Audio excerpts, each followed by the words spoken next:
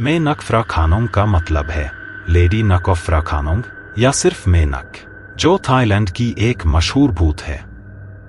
Local folklore के मुताबिक ये कहानी किंग रामा 4 के समय के इवेंट्स पर बेस्ड है।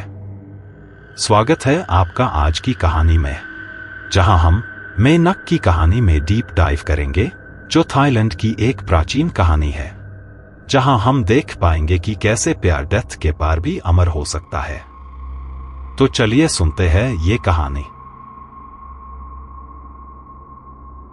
फ्रा खानोंग के शांत गांव में 19 सेंचुरी का गर्म और भरी हवा छाई रहती थी। जिंदगी धीरे चलती थी।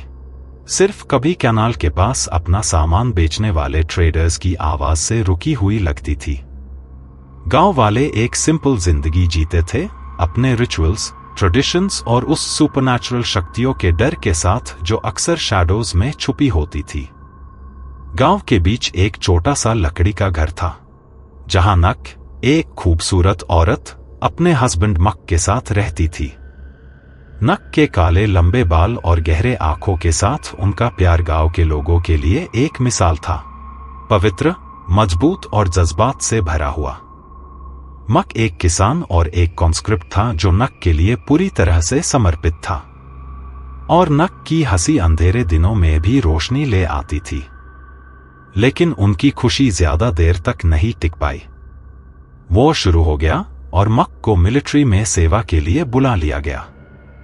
नक, जो अपने पहले बच्चे के साथ प्रेग्नेंट थी, मक से रुकने की विनती की, लेकिन ड्यूटी को मानने के अलावा मक के पास और कोई रास्ता नहीं था।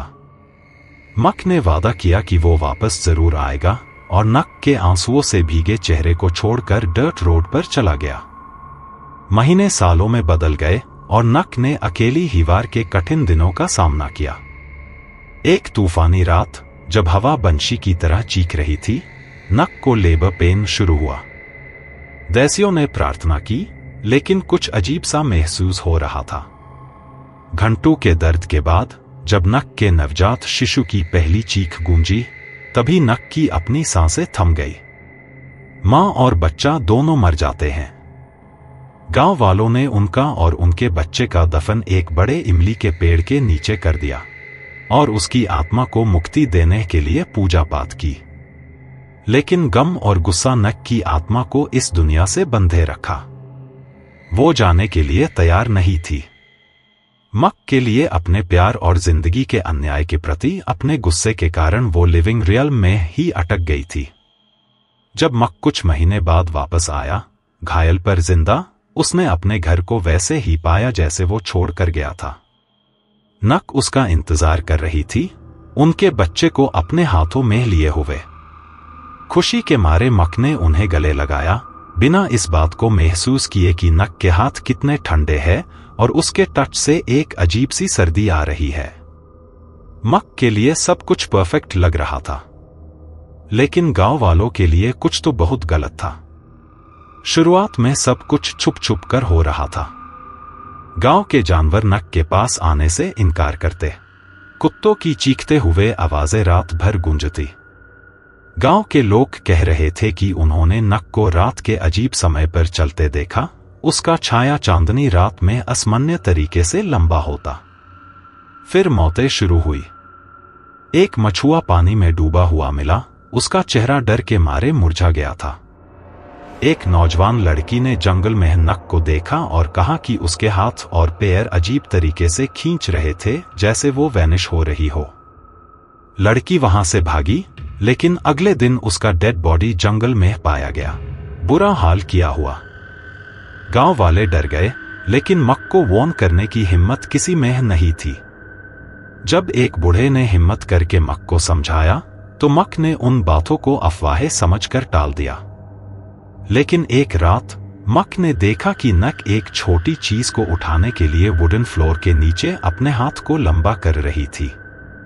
उसका हाथ अननेचुरली स्ट्रेच करके वापस आया। मक ने वहां से भागने का प्लान बनाया। वो टेंपल गया और एक मंक से बात की। मंक ने भारी चिंता के साथ मक का सबसे बड़ा डर सच कर दिया। नाक मर चुकी थी। मक घर वापस गया, दिल जोर जोर से धड़क रहा था। उस रात जब नक अपने बच्चे को सुलाने में लगी थी, मक के अंदर का डर उस पर हावी हो गया। उसने अपने मन में प्रार्थना की, लेकिन नक को शक होने लगा।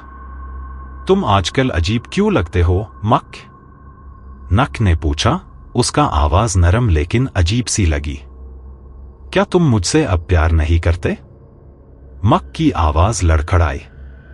मैं करता हूं नक, लेकिन क्या तुम सच में मेरा साथ हो? नक एकदम रुक गई। उसकी मुस्कान गायब हो गई और उसकी आंखें एकदम ठंडी हो गई। ऐसे सवाल क्यों पूछ रहे हो, मक? मक कुछ बोल नहीं पाया।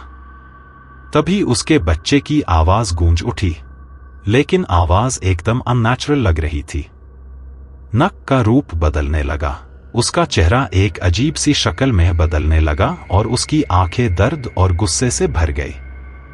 मक ने भागते हुए मंदिर की शरण ली, जहां मंक्स ने रिचुअल्स और होली चांट्स का इस्तेमाल करके नक की आत्मा को एक प्राचीन अर्न में बंद कर दिया। नक की चीखें टेंपल में गूंजती रही जब तक सील कर दिया गया। आज भी लोग कहते हैं कि नक का आत्मा इमली के पेड़ के पास भटकता है। जो भी उसकी रेस्टिंग प्लेस को छेड़ता है, उसकी आत्मा का गुस्सा फिर से जिंदा हो जाता है।